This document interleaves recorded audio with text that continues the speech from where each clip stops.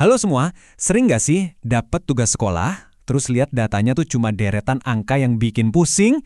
Tenang, hari ini kita bakal sulap angka-angka yang bikin mumet, itu jadi cerita visual yang gampang banget dimengerti. Yuk kita kenalan dulu sama musuh kita, data mentah. Nah, lihat deh ini, tabel data pengunjung perpustakaan. Coba, kamu liatin sebentar. Hari apa ya yang paling ramai? Terus, ada tren naik atau turun gak sih? Mungkin kalau kamu teliti banget bisa ketemu jawabannya, tapi rasanya kayak nyari jarum di tumpukan jerami kan? Nah, ini masalah utamanya. Data mentah itu diam aja, dia nggak bisa ngobrol sama kita. Aku yakin banget kamu pernah ngalamin ini. Udah dapat datanya, malah bingung. Ini enaknya dibikin diagram batang, garis, atau lingkaran ya? Mana yang paling benar? Nah, kalau kamu mikir gitu, kamu ada di tempat yang pas banget. Oke, ini dia peta perjalanan kita hari ini. Kita mulai dari dasarnya dulu, terus kita bedah satu persatu 3 senjata andalan buat visualisasi data, dan puncaknya kita bakal tes langsung gimana satu data yang sama bisa ngasih 3 cerita yang beda banget tergantung diagramnya. Udah siap? Yuk mulai! Jadi, kenapa sih kita harus repot-repot bikin diagram? Simple aja, karena otak kita itu jauh lebih cepat nangkap gambar daripada tulisan atau angka. Diagram itu ibaratnya penerjemah. Dia mengubah angka yang bisu jadi cerita visual yang bisa langsung kita pahami dalam sekejap. Nah, ini nih, aturan paling pentingnya. Tolong dicatat. Jangan pernah pilih diagram cuma karena kelihatannya keren atau warnanya bagus. Ini bukan lomba desain grafis ya. Tujuan kita itu kejelasan.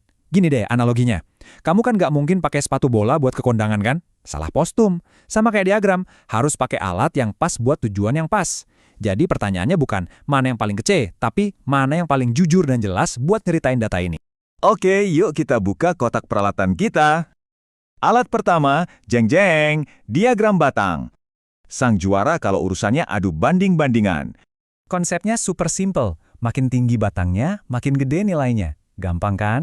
Diagram ini pas banget kalau kamu mau jawab pertanyaan kayak, siapa yang paling populer? Atau, mana yang jumlahnya lebih banyak?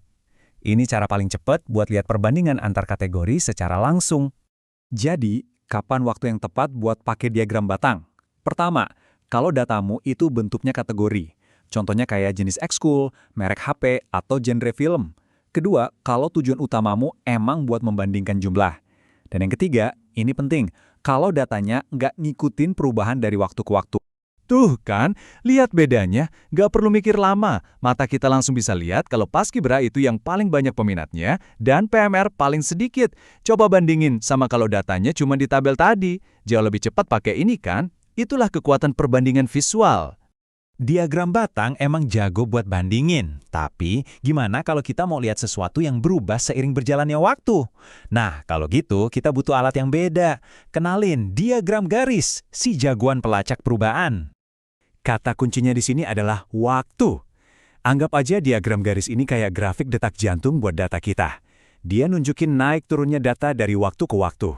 Jadi, ini tuh soal melihat sebuah perjalanan, bukan cuma potret sesaat. Jadi, pakailah diagram garis kalau datamu punya unsur waktu, misalnya data harian, mingguan, bulanan, atau tahunan. Ini cocok banget buat ngelacak perkembangan, kayak nilai ujian kamu selama 1 semester, atau suhu cuaca selama seminggu. Coba deh lihat data ini, nilai rata-rata dari Januari sampai Mei. Kelihatan banget kan ada urutan waktunya? Nah, ini ciri-ciri data yang jodohnya sama diagram garis. Sekarang coba bayangin deh, kalau titik-titik data ini kita sambungin pakai sebuah garis. Ceritanya bakal kayak gimana? Dan inilah hasilnya. Kita nggak lagi cuma lihat angka 70, 72, 75. Tapi kita ngelihat sebuah cerita. Cerita tentang progres. Oke, emang ada sedikit turun di bulan April, tapi arah garisnya secara umum jelas banget, naik ke atas. Ini dia keajaiban diagram garis. Dia bisa mengungkap tren yang tersembunyi di balik angka. Oke, alat terakhir kita untuk hari ini adalah diagram lingkaran.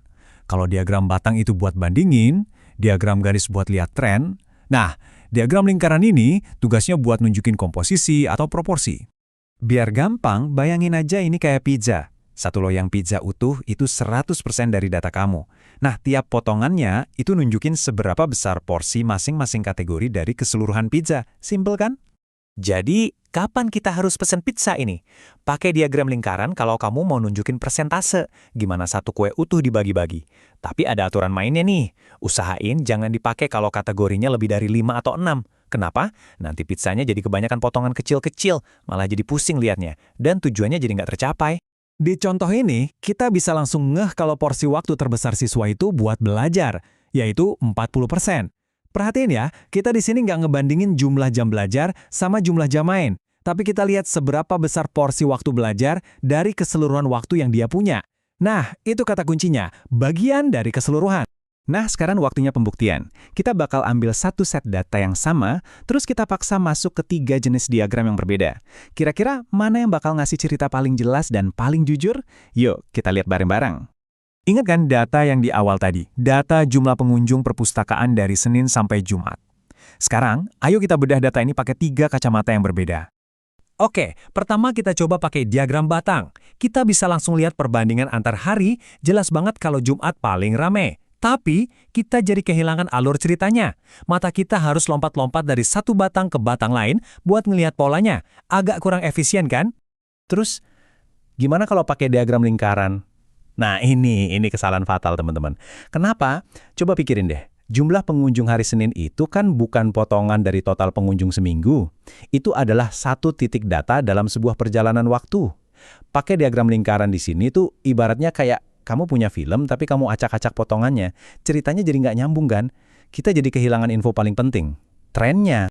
Jadi pemenangnya udah jelas, diagram garis. Kenapa? Karena pertanyaan utama yang paling relevan dari data ini adalah gimana sih perubahan jumlah pengunjung selama seminggu? Dan untuk cerita tentang perubahan seiring waktu, nggak ada yang bisa ngalahin diagram garis. Jadi, biar gampang, ingat aja 3 kata kunci ini. Batang untuk membandingkan, garis untuk tren waktu, dan lingkaran untuk persentase. Milih diagram yang benar tuh bukan cuma soal teknis loh. Ini soal jadi pencerita data yang baik. Kamu bisa mengubah data yang tadinya ngebosenin jadi sebuah wawasan yang keren. Nah, sekarang giliran kamu. Ambil datamu dan ceritakan kisahmu.